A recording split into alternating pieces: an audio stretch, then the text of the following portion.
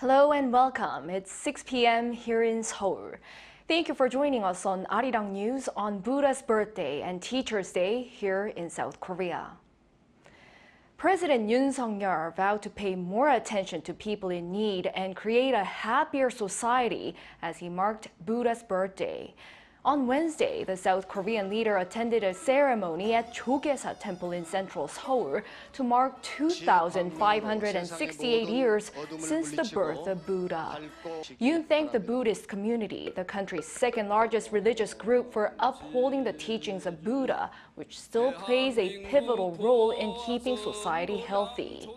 Noting that their Zen meditation contributes to improving mental health, he said the government will support the Buddhist community's efforts to care for people's minds. Yoon pledged to strengthen his outreach to those in need and pay meticulous attention to small details of people's livelihoods to increase happiness in the country. With Teacher's Day also falling on this Wednesday, Yoon also thanked teachers for their devotion and care. And despite the rain in South Korea, many people visited temples to celebrate Buddha's birthday. Our Choi Soo-hyung reports. Thousands of Buddhists braved the rain on Wednesday to visit temples across South Korea to celebrate Buddha's birthday. Temples nationwide held rituals in honor of this day and offered special meals for everyone to share regardless of their religion. People also hung lanterns praying for blessings and hope.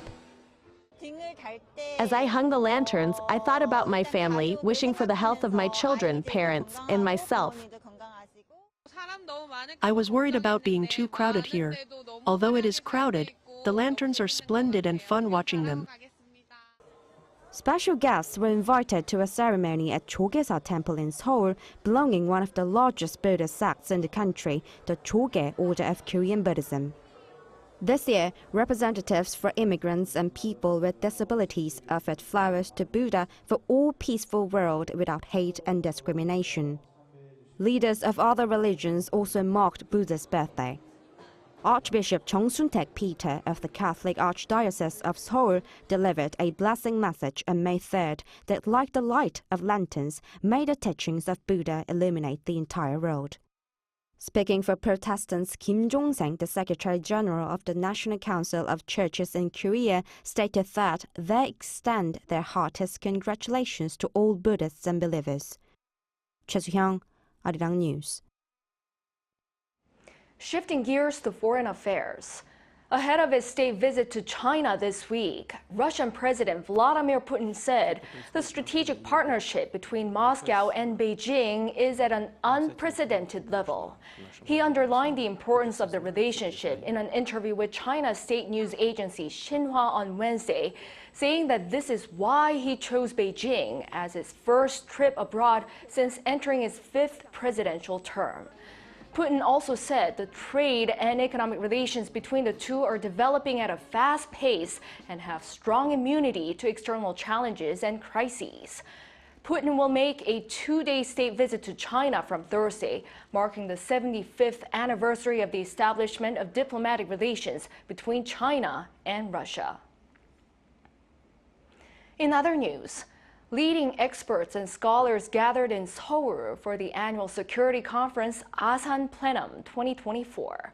Our defense correspondent Choi Min-jung turned to some experts for their take on how Asia can maintain peace amid persistent threats from North Korea. U.S. Deputy Secretary of State Kurt Campbell has stressed the importance of trilateral cooperation between Seoul, Washington, and Tokyo to confront threats posed by North Korea. The remarks came in a virtual address on Tuesday at an annual security conference held in Seoul, Asan Plenum 2024. Both alliances have transformed from primarily security-focused relationships to truly comprehensive global partnerships with impacts reverberating far beyond the Indo-Pacific. Asan Plenum 2024, hosted by South Korea's Asan Institute for Policy Studies, was attended by more than 50 scholars, former government officials, and experts from home and abroad. At this year's conference, experts sought to put Asia in a position to achieve and maintain peace and prosperity in the face of new challenges, especially with regard to North Korea's evolving threats to security. Sumi Terry, a senior fellow at the Council on Foreign Relations, said the focus should be on risk reduction through sanctions. The international environment right now is favorable for North Korea because sanctions are not being enforced, with China abstaining and Russia vetoing the panel of experts and all of that. China and Russia are not helping at all. Meanwhile, Bruce Bennett, defense researcher at the Rand Corporation, said the current deterrence methods are not working. I think we have to take a very serious attitude on trying to coerce them into stopping. I think we have to do that by taking advantage of information.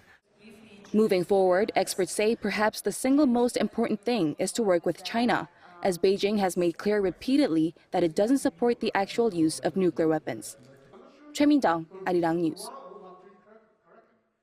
Now turning to entertainment. The fourth installment of the action-packed film franchise, The Roundup, has reached the milestone of 10 million viewers.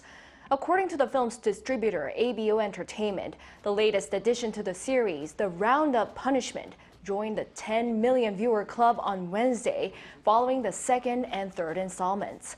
It achieved this feat in just 22 days, the shortest period among the films in the series.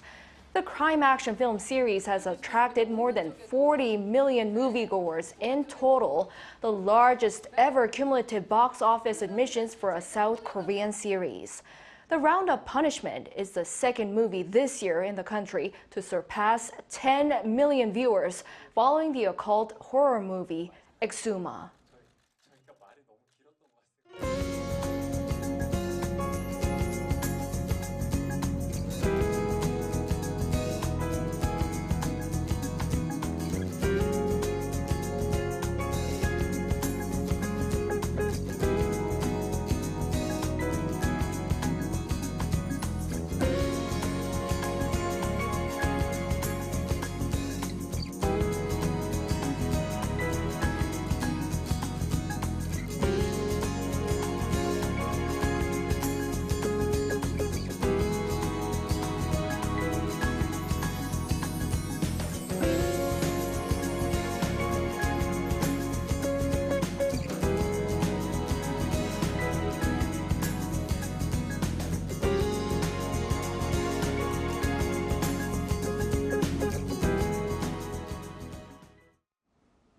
Well, that's all for this newscast today.